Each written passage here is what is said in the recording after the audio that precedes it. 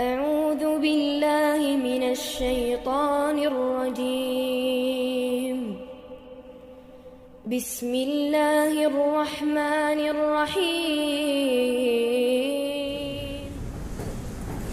السلام عليكم ورحمة الله وبركاته.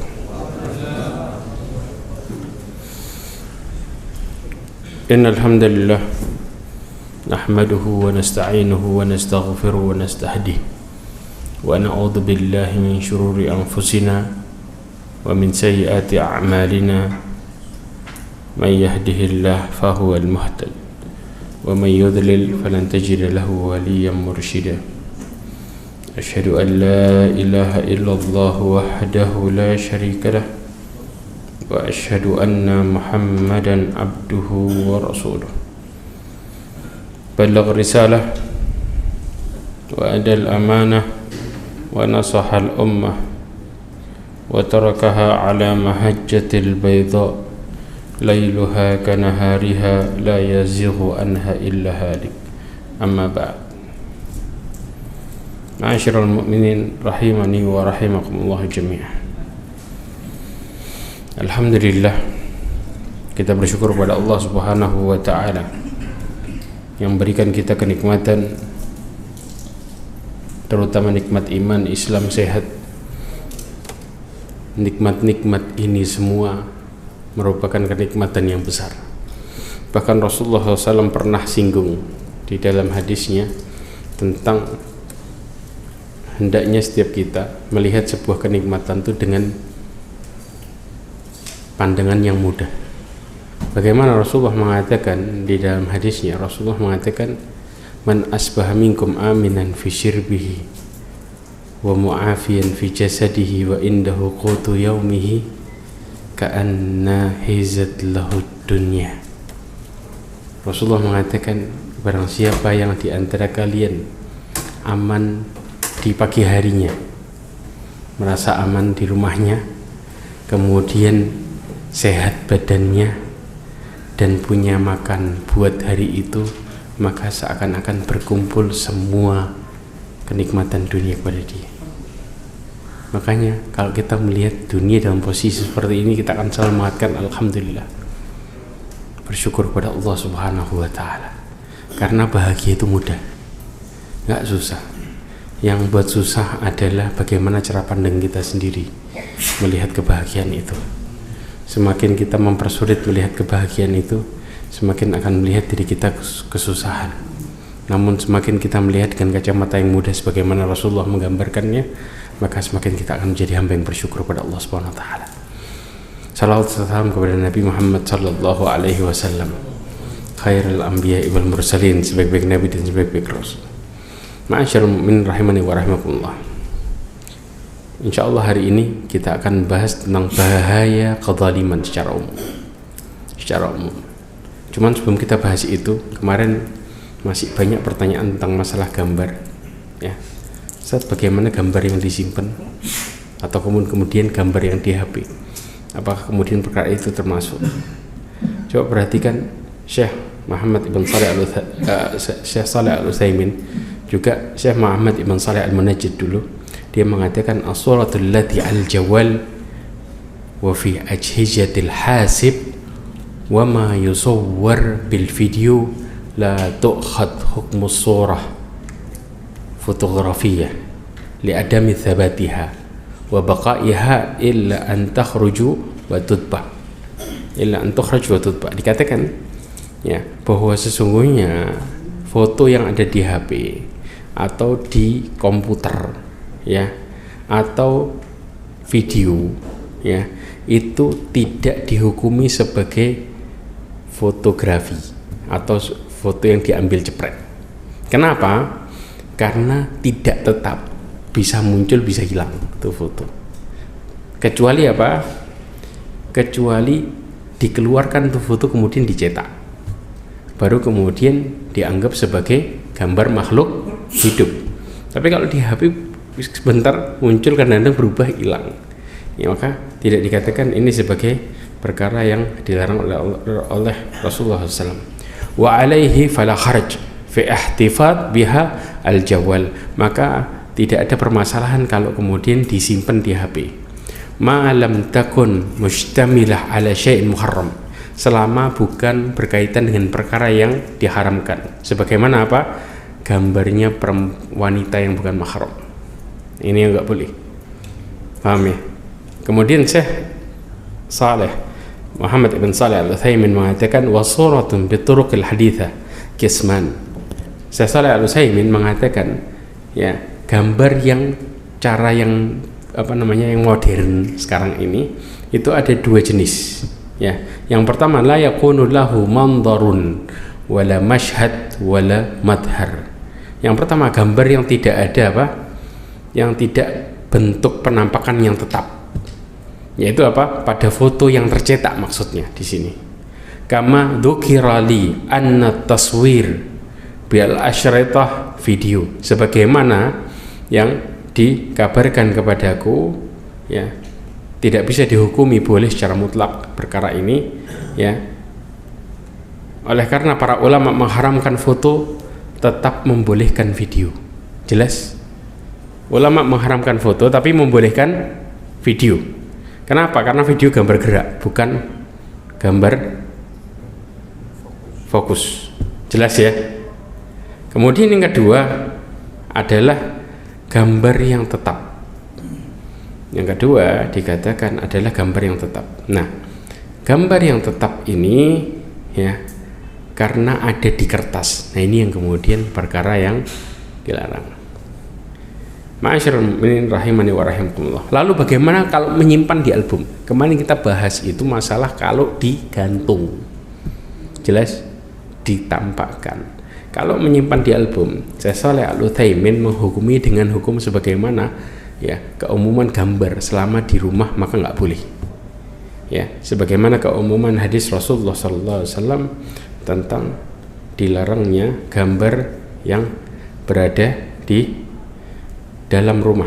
Rasulullah mengatakan la tadkhul malaikah baitan fihi kalbun wala surah. Tidak akan pernah malaikat masuk ke dalam rumah yang terdapat anjing dan ada lukisan. Hadis ini diriwayatkan oleh Bukhari. Maka ini yang diambil oleh Syekh Utsaimin dalam dalilnya. Secara umum nggak boleh. Tapi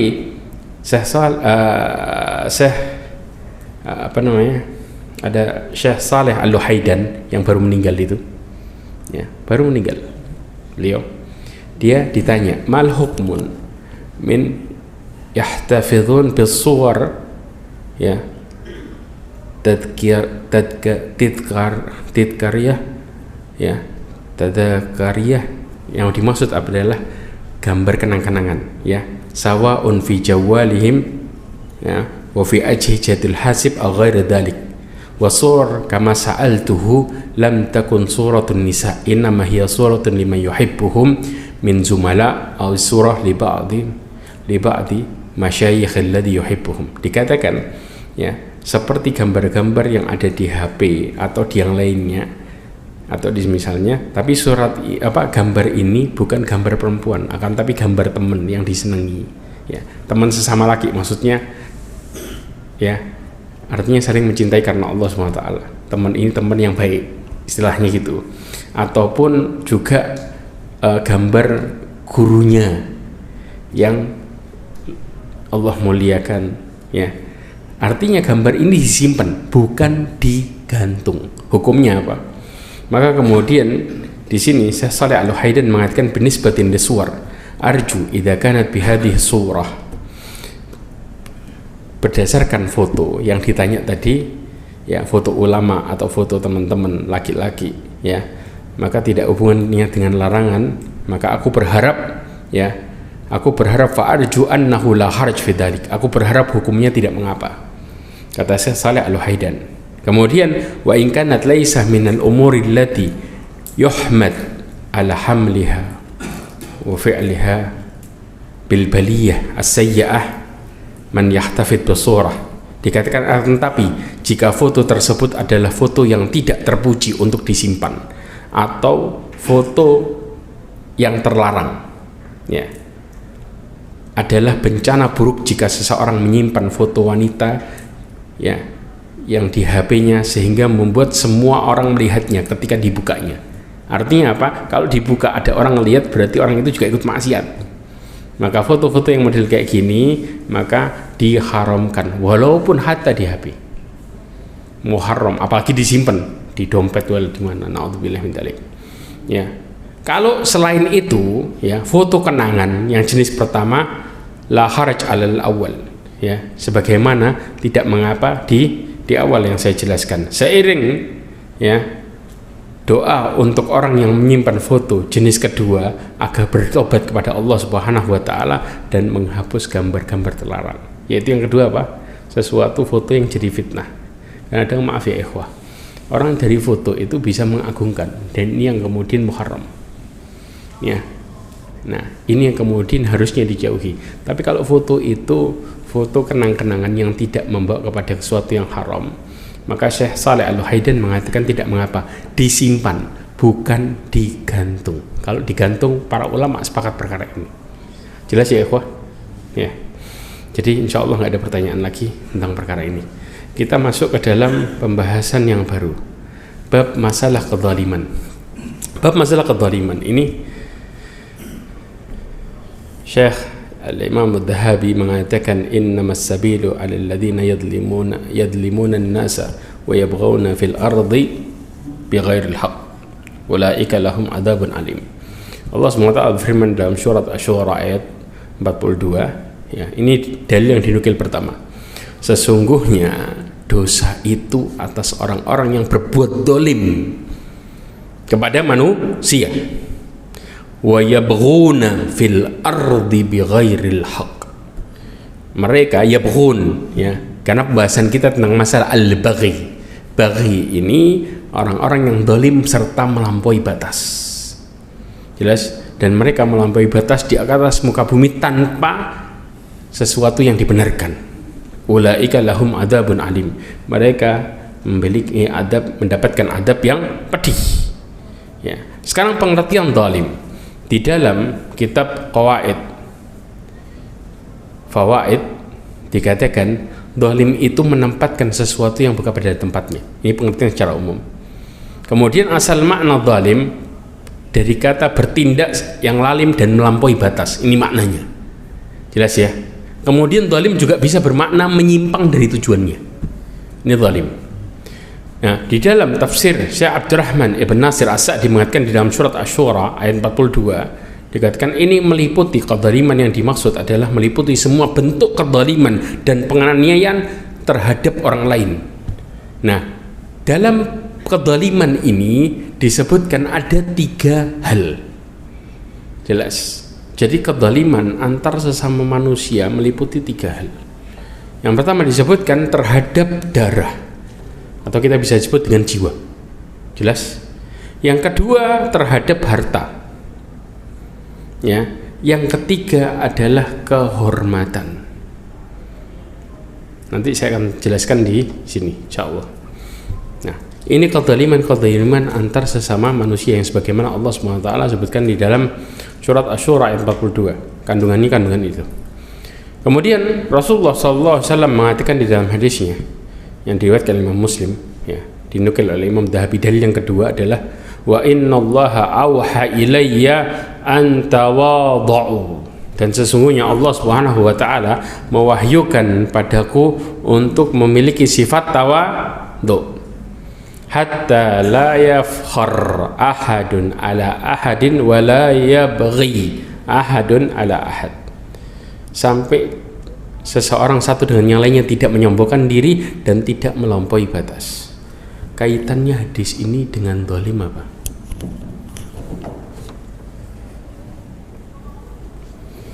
Hadis ini menjelaskan tentang masalah obat. Jadi kalau kita gambarin, cukup ya. Kita bicara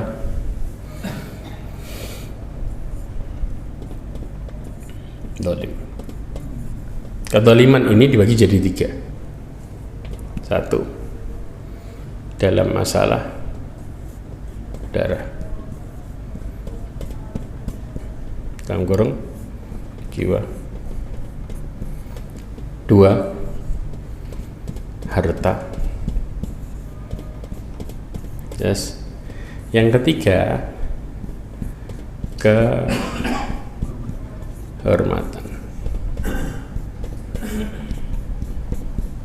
Nah, subhanallah, Rasulullah SAW menukil hadis yang menjelaskan dalam hadis yang diriwayatkan oleh Muslim tadi, 3 peranan ini obatnya mengerucut ke 1, yaitu apa? Tawadu.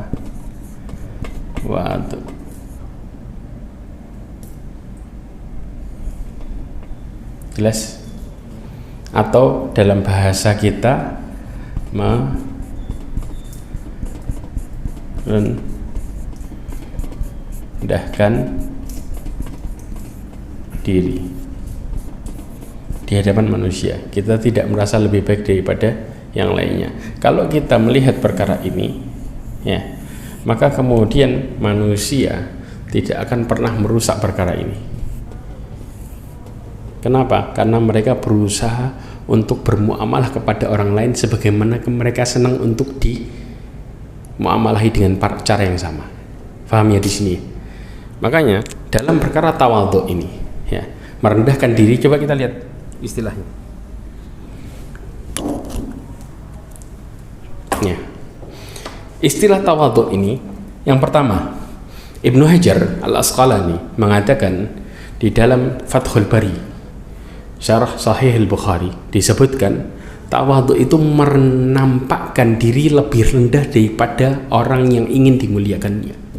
1. Kemudian di istilah yang lain, memuliakan orang lebih mulia dari dirinya. Jelas? Kalau perkara ini masuk ke dalam diri seseorang dalam muamalah, kira-kira sempat gak orang kemudian berbuat zalim, merusak 3 perkara? Enggak. Jelas? Kemudian juga orang yang tawadhu sadar bahwa kemuliaan berangkat dari situ. Paham ya? Apa dalilnya? Dalilnya adalah hadis Rasulullah SAW yang diriwayatkan oleh Muslim dari Abu Hurairah radhiyallahu anhu. Rasulullah mengatakan, mana qasad sadaqatun mimmal, nggak akan pernah berkurang, ya, harta dengan sedekah.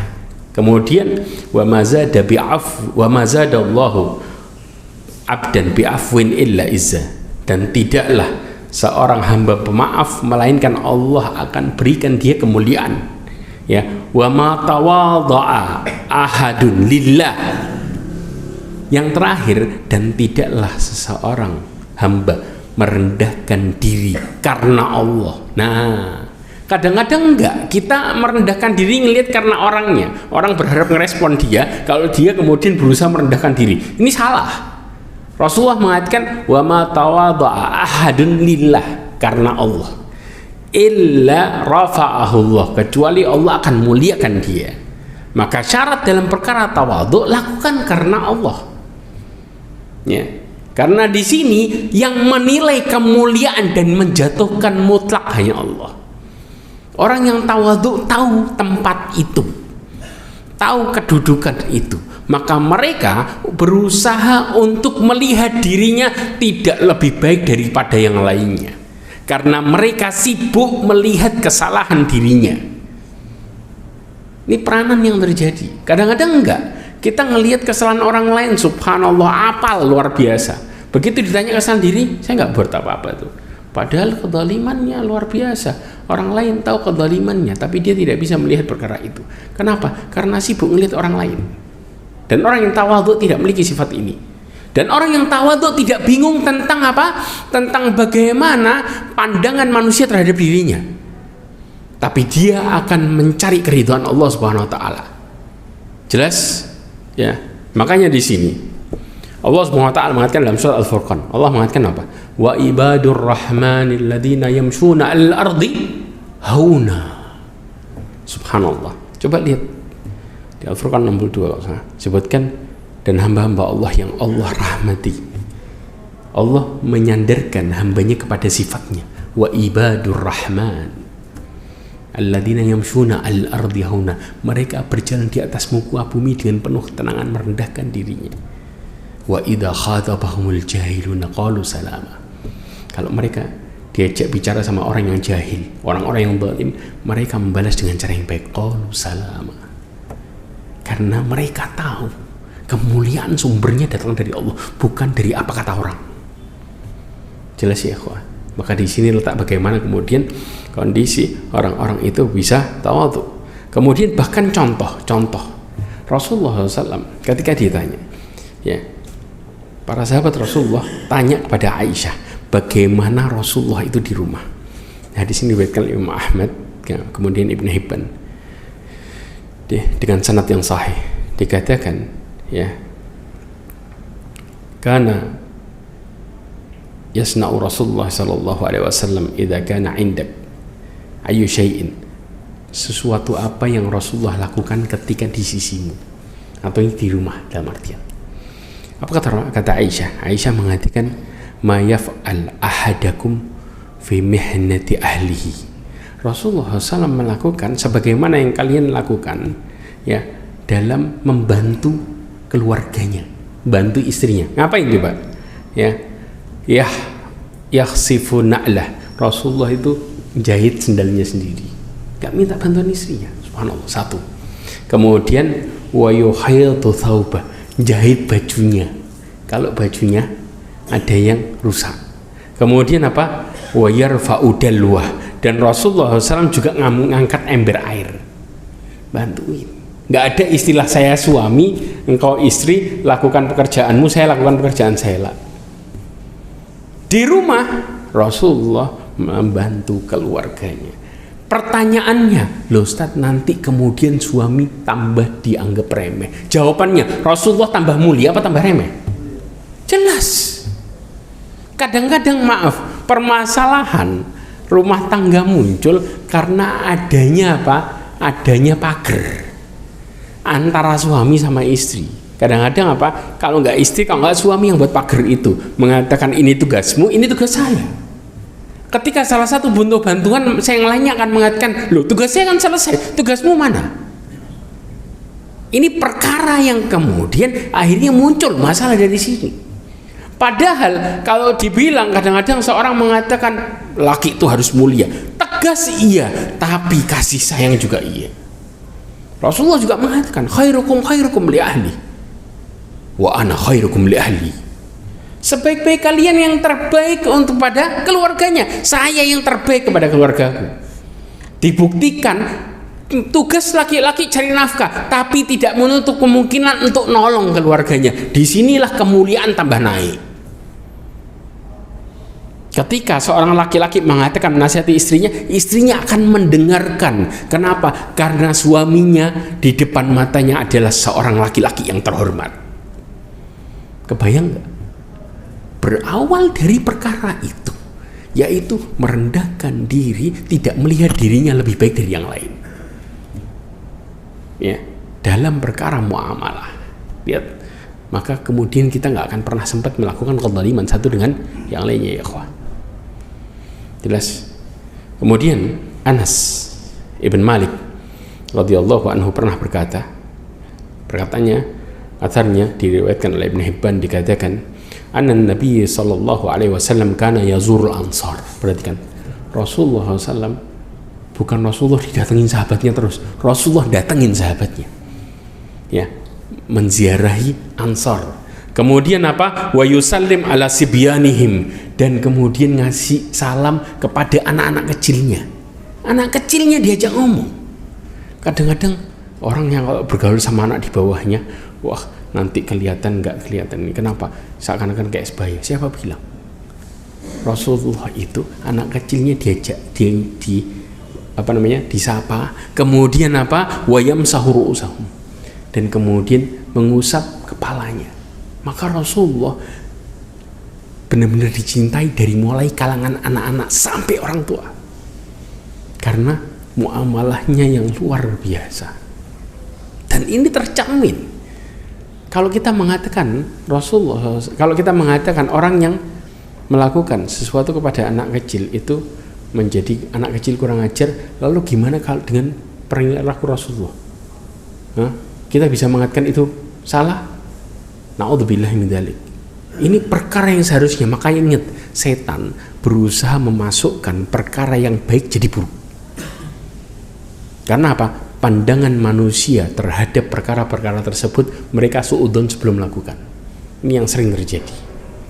Seakan-akan kehormatan itu ketika seseorang terlihat baik. Nah, terlihat baik di mata Allah ya ikhwah, maka Allah akan memuliakan seseorang. Kalau kita di mata manusia dikatakan ridwan nas ghayatun la tudrak. Keridhaan manusia sesuatu hal yang mustahil buat dicari, mustahil. Bisa jadi kita kelihatan baik di sebagian manusia tapi tidak di sebagian yang lain. Tapi ketika kita kelihatan baik di depan Allah Subhanahu wa taala, maka seluruh makhluknya akan cinta secara otomatis. Kemudian ya, Imam Hasan Al-Basri mengatakan tentang masalah tawadhu. Kata Imam Hasan Al-Basri, hal tadruna ma tawadhu? Apakah kalian tahu yang disebut dengan tawadhu itu apa? Imam Hasan Al-Basri mengatakan at-tawadhu ya, an takhruja min manzil fala talqa musliman illa ra'aita lahu 'alaika fadla. Ya, engkau keluar dari rumahmu, kemudian tidaklah engkau bertemu dengan seorang muslim, kemudian engkau merasa bahwa dia lebih mulia daripada dirimu. Itu tawadhu. Ini obat dari kezaliman. Sesama manusia, obatnya kalau kita melihat orang lain, maka kalau kita mengoreksi, kalau orang tahu aib kita, nggak akan pernah kita mengatakan kita baik. Kita ini bisa selamat keluar dari rumah karena Allah nutupin aib kita. Kebayang? Kalau Allah nggak nutupin aib kita, nggak ada yang bisa selamat keluar dari rumahnya. Mereka akan terlihat buruk dan buruk. Kemudian juga dalil yang dinukil oleh Imam Dhahabi, ada sebuah athar, perkataan sahabat, dikatakan lau anna jabalan bagha ala jabal ladakka al-bagha. Dikatakan seandainya gunung itu berbuat dolim kepada gunung yang lainnya, maka Allah ratakan gunung yang berbuat dolim. Benda mati, jamat kalau istilahnya, paham ya? Gunung ini gak gerak ya. Kalau toh terjadi gempa, Allah yang menghendaki, tapi asalnya gunung itu diem. Kalau gunung dolim sama gunung, Allah hancurin gunungnya yang dolim. Nah, dalam perkara ini, maka gunung sekalipun kalau dolim maka mengakibatkan kehancuran dirinya dan kemurkaan Allah. Itu berlangsung. Maka di sini ya, kita bisa menjelaskan dan disebutkan dalam surat As-Saba ayat 40. Allah Subhanahu wa taala mengatakan, naqulu lil ladzina zalamu dzuqu adzaban nari allati kuntum biha tukadzibun. Allah mengatakan, dan kami katakan kepada orang-orang yang zalim, rasakanlah olehmu adab neraka yang dulu kamu dustakan. Bahkan Rasulullah SAW mengatakan di dalam hadis yang diriwayatkan oleh Jabir bin Abdullah radhiyallahu anhu, Rasulullah mengatakan ittaqud dzulma fa inna dzulma dzulumatu yaumal qiyamah. Takutlah kalian terhadap perbuatan zalim. Kenapa? Karena perbuatan zalim mengakibatkan kegelapan di hari kiamat. Tahu maksudnya kegelapan? Dia nggak dapat pertolongan, akan dicampakkan, akan tersiksa di hari kiamat kelak karena perkara kezaliman ini. Makanya di sini Rasulullah SAW membagi kezaliman itu di hari kiamat kelak dibagi menjadi 3 jenis.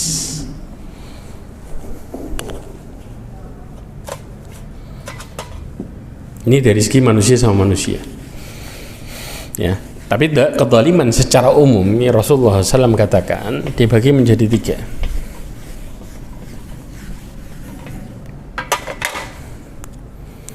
Yang pertama adalah kezaliman yang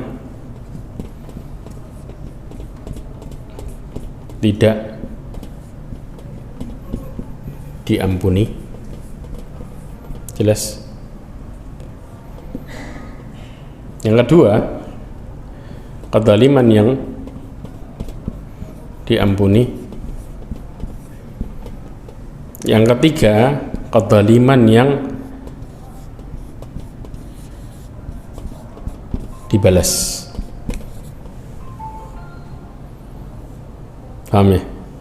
Yang pertama nggak diampuni, yang kedua yang diampuni, yang ketiga yang dibalas. Kira-kira yang nggak diampuni ini apa? Persis syirik. Yang diampuni apa? Apa? Betul. Selain syirik maksudnya apa?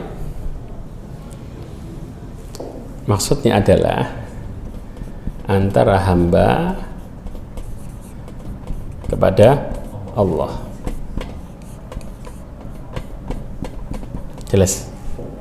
Itu yang dimaksud selain syirik adalah ini. Ini yang diampuni. Ya, kita akan bicara tentang bagaimana diampuni. Yang dibalas adalah ini pasti, nggak bisa terelak. Hamba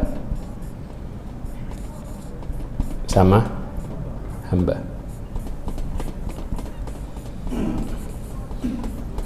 Jelas di sini.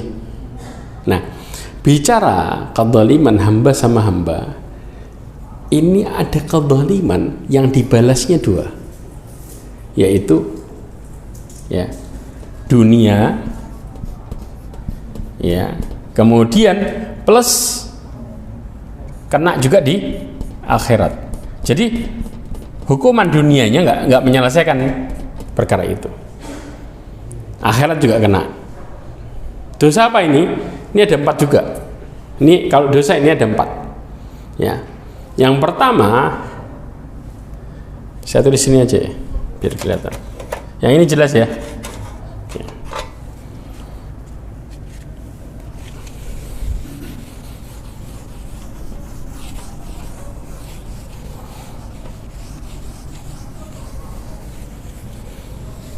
Ya. Sekarang yang dibalas 2 kali, ya, dunia akhirat. Kedzaliman yang pertama disebut dengan baghi atau kedzaliman manusia sama manusia. Ya, ini yang dibalas 2 kali, jelas. Kemudian yang kedua adalah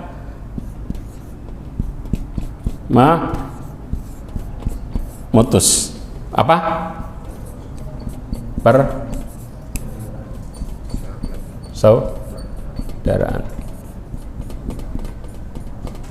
Yang ketiga adalah dusta. Jelas? Yang keempat khianat. Ya. 1, 2, 3, 4 ini yang dibalas 2 kali.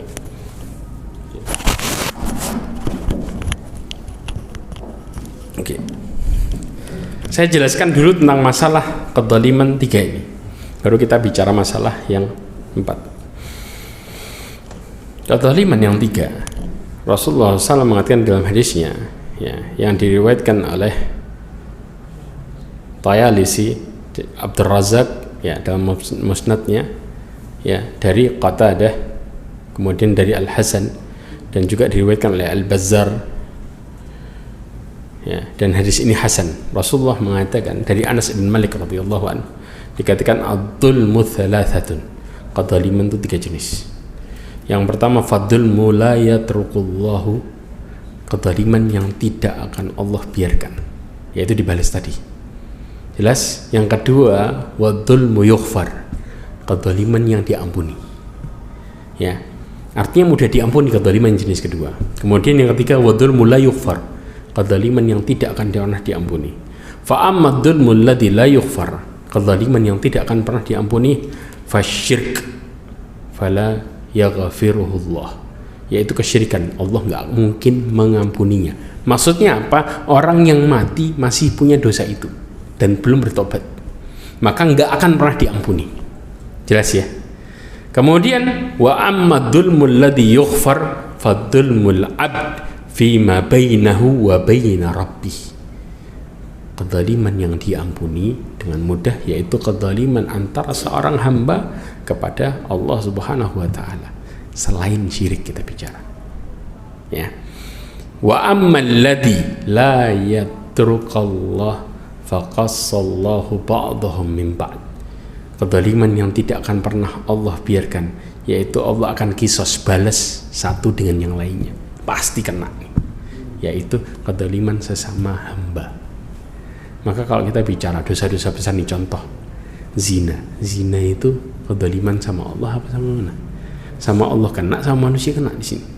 Nih, artinya kadang-kadang ini kan dosa-dosa besar yang ini kan cuma sama Allah. Siapa bilang ada dosa besar yang kita anggap sama Allah padahal juga sama manusia dalam perkara ini. Ya, maka dalam perkara ini nggak akan pernah Allah ampuni, tapi sebelum dibalas, atau enggak Allah orang yang kita zalim maafkan. Kalau enggak ya ikhwah, coba perhatikan dalam bab ini ya, tentang hadis Rasulullah sallallahu alaihi wasallam. Ketika Rasulullah SAW bertanya, atadruna, nah balasan tentang manusia sama manusia. Kita bicara tentang bab ini, manusia sama manusia. Ya, Rasulullah bertanya kepada sahabatnya, atadruna mal muflis. Coba perhatikan, hadis diriwayatkan oleh Muslim. Kalian tahu nggak orang yang bangkrut? Saya tulis sini deh.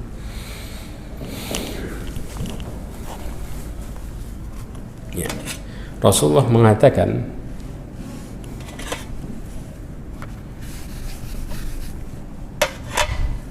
ya, istilahnya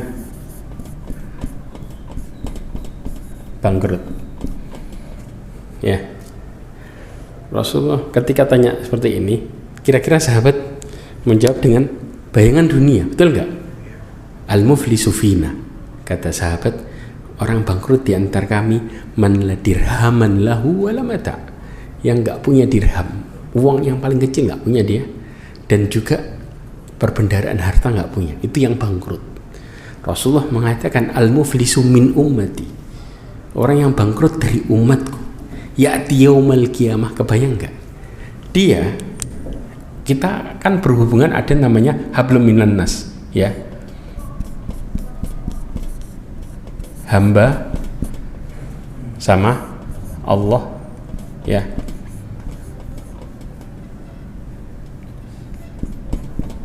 Ada juga ya seorang hamba atau manusia sama hamba. Rasulullah mengatakan, ya'ti yaumal qiyamah bisalatin, dia datang dengan salat. Salat ini apa? Kesini, ya, pahalanya dia punya salat. Kemudian apa? Wasyam, puasa ada.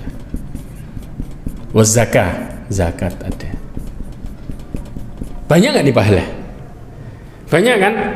Akan tapi yang dia ada urusan ini juga, manusia ini nggak lepas dari yang sini, ya.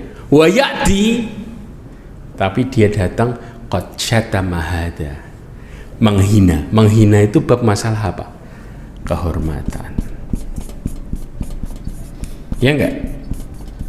Paham ya? Kehormatan, dia apa? Kena menghina. Jelas? Kemudian menghina fulan, wa qadhafa hada, nuduh, kehormatan juga. Ya, kalau kita hilang. Kemudian wa akala mala hada, harta, kena gak? Makan harta, dia makan, ya. Kemudian wa daraba hada,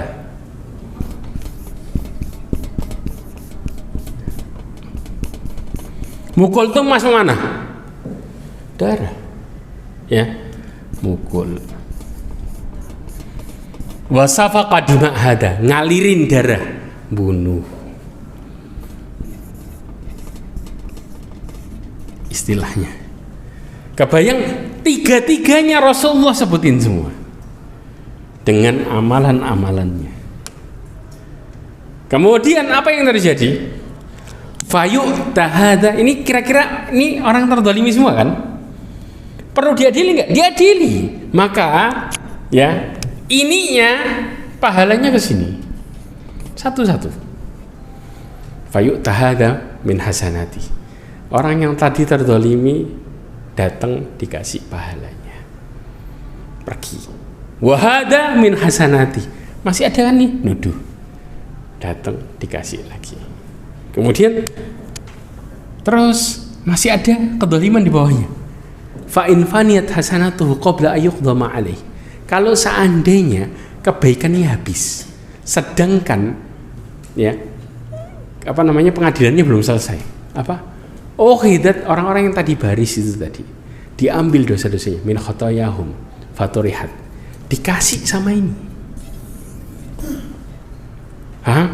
thumma turiha finnar, kemudian dilempar ke neraka. Hubungannya dia sama Allah luar biasa. Sholat 5 waktu di masjid gak kelihatan orang ini, ya, ketinggalan luar biasa. Sedekahnya, kemudian tahajudnya, orang bicara kebaikannya tentang Allah, orang akan mengatakan orang ini taat luar biasa. Tapi tidak dengan ini, habis. Sedangkan dunia kena, dia dapat cobaan nggak? Dapat, karena kesalahannya. Akhirat masih kena dengan diambil pahalanya. Kebayang ya ikhwah, gimana luar biasa dahsyatnya efek dari dunia akhirat. Ini akhiratnya bentuknya yang Rasulullah sebut mereka bangkrut. Jelas? Oke.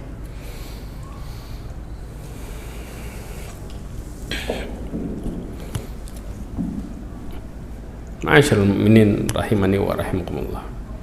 Padahal kalau seseorang tidak memiliki ya kedzaliman manusia sama Allah, ketika Allah Subhanahu wa taala uji mereka, maka dosanya terhapus. Sebagaimana hadis Rasulullah SAW, tapi tidak dengan 4 dosa ini ya. Ya, 4 dosa ini double. Ini yang buat bangkrut 4 dosa ini. Ini mengerikan. Ya, 2 kali. Rasulullah mengatakan dari Anas ibn Malik radhiyallahu anhu, Rasulullah SAW bersabda, "Idza aradallahu bi 'abdihi khairan ajjala lahu uqubatahu fid dunya." Kalau Allah menginginkan kepada hambanya kebaikan, Allah akan segerakan hukumannya di dunia. Paham?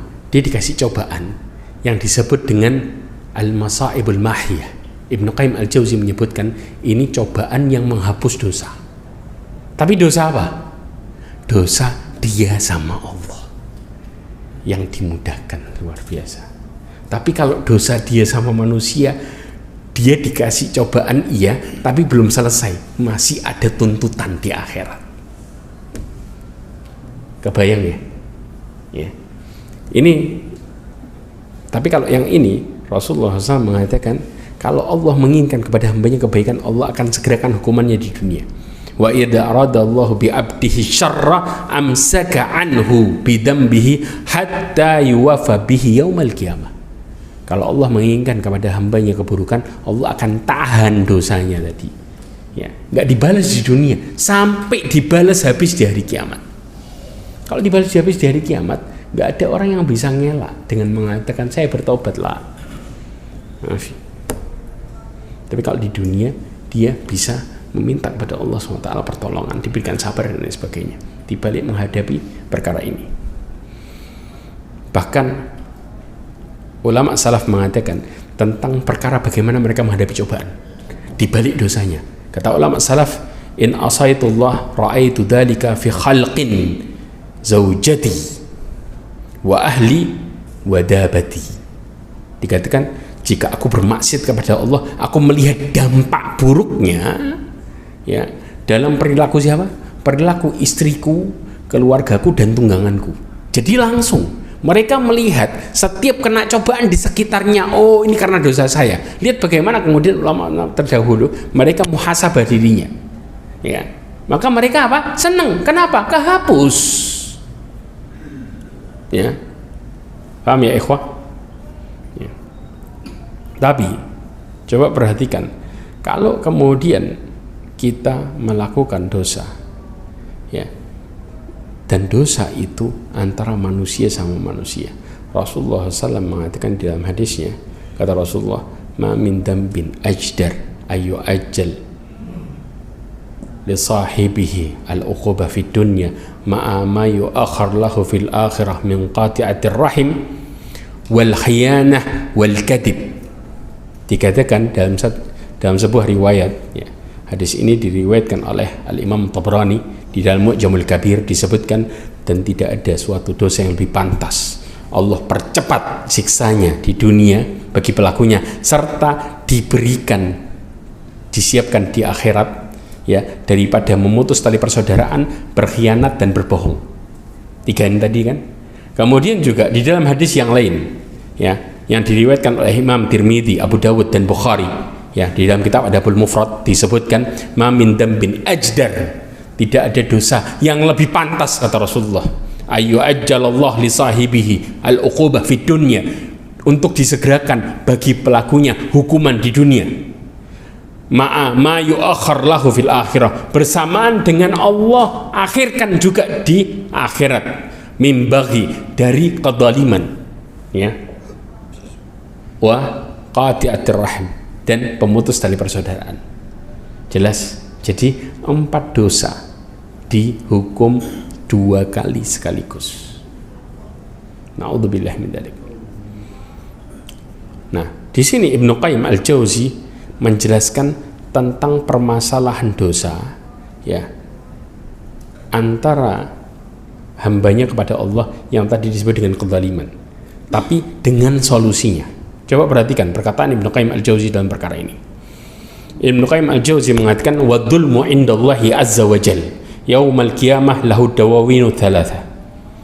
Kezaliman di sisi Allah di hari kiamat ada 3 jenis catatan, ya. Ibnu Qayyim Al-Jauzi menyebutkan ini dalam kitab Wabilus Sayyib, ya, ad-diwan la yughfarullahu minhu syai'a, catatan yang Allah tidak akan pernah ampuni sama sekali, yaitu kesyirikan. Fa innallaha la yaghfiru ayyushraka bihi, Allah tidak akan pernah mengampuni dosa orang yang melakukan kesyirikan. Wa yaghfiru ma duna dzalika liman yasha, dan Allah mengampuni dosa selainnya dengan sekehendaknya. Wa diwan la yatrukullahu ta'ala minhu syai'a, catatan yang Allah tidak akan pernah meninggalkan sedikit pun. Wa huwa dzulmul ibad ba'dhum ba'dha, kezaliman hamba sesamanya.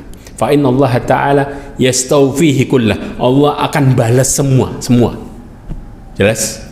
Kemudian juga wadiwan la ya'ballahu bihi syai'a, catatan yang Allah enggak terlalu perhatikan sama sekali. Wa huwa dzulmul abdu nafsahu bainahu wa baina rabbih azza wa jalla, ya, kezaliman dirinya sendiri antara dirinya kepada Allah Subhanahu wa taala.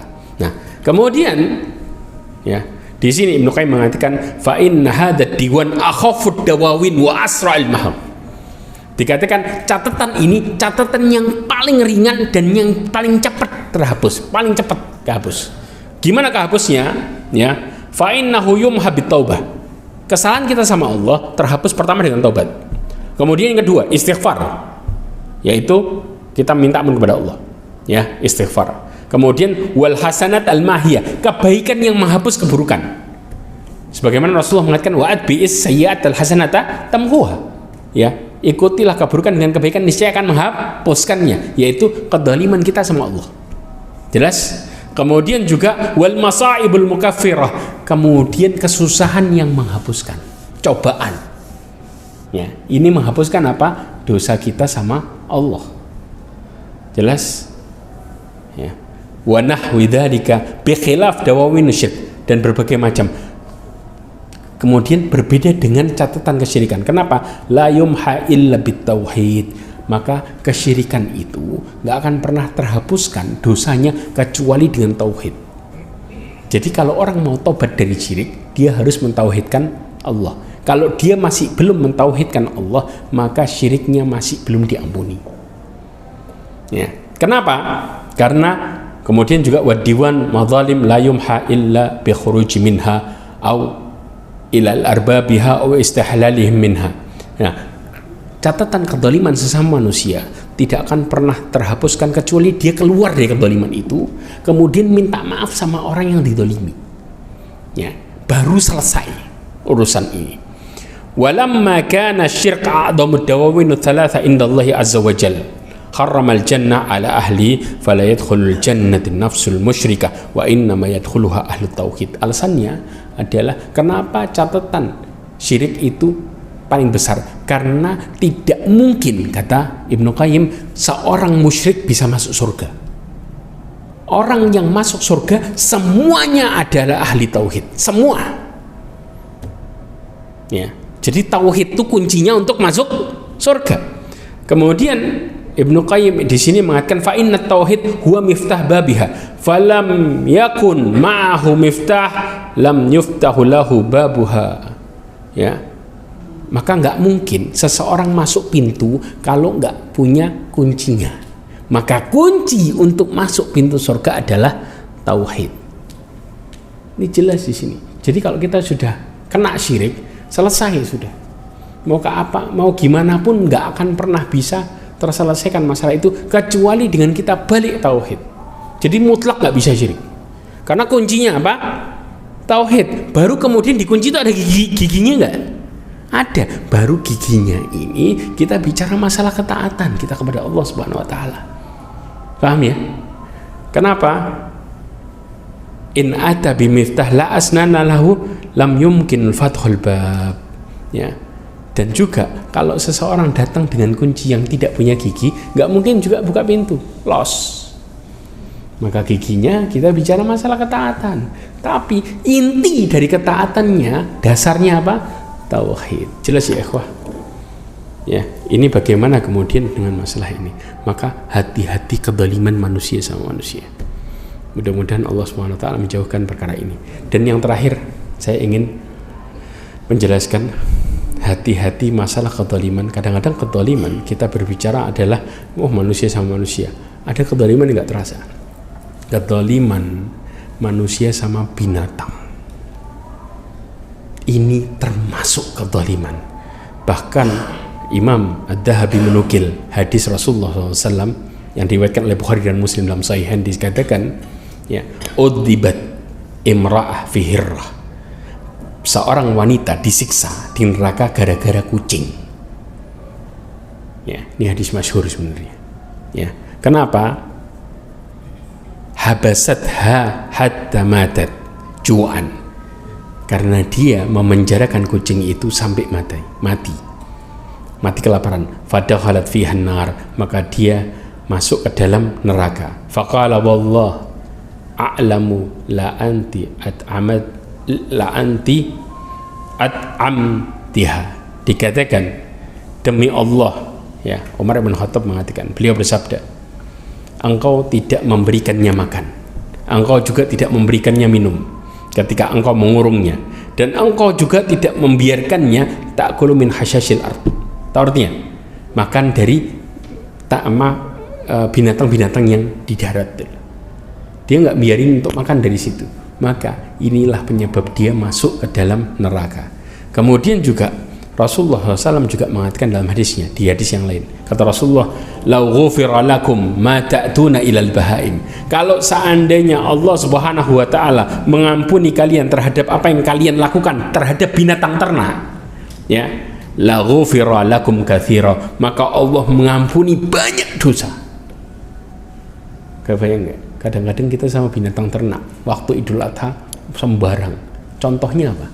Contoh simpelnya yang kadang-kadang kita nggak sadari, ya, mau nyembelih pisaunya yang ada darahnya ditunjukin sama binatangnya. Ini sama dengan bunuh posisi seperti itu. Makanya kenapa binatang stres? Makanya Rasulullah SAW mengatakan fa'idha dabahtum fa'ahsinu dibha. Kalau kalian sembelih dengan cara yang baik. Salah satunya apa? Tidak boleh menunjukkan pisau di depan binatang yang mau di ini, karena stres dia. Ini cara yang bukan cara yang baik, ini kezaliman. Ya. Makanya kalau kemudian Allah mengampuni kita urusan binatang ternak, Allah mengampuni banyak dosa, karena banyak kepleset di dosa itu, tapi kita nggak kerasa. Alah binatang kok. Ingat ya ikhwah, kita ini di dalam agama Islam rahmatan lil alamin, bicara tentang semua makhluk. Makanya seorang talibul ilm, Rasulullah mengatakan semua makhluk meminta ampun untuk dia, hatta haitanu fil bahr, sampai ikan di dasar laut meminta ampunkan untuk talabul ilmi. Gara-gara apa? Karena dia menyampaikan kebenaran sehingga binatang pun merasakan manfaatnya. Manusia bisa jadi nggak zalim sama binatang gara-gara itu. Jelas di sini. Maka mudah-mudahan kita juga perhatikan tentang perkara kezaliman ini, karena ingat, kezaliman adalah kegelapan di hari kiamat. Wallahu a'lam bishawab. Mudah-mudahan yang bisa kita pelajari, mudah-mudahan menambah keimanan kita kepada Allah Subhanahu wa taala.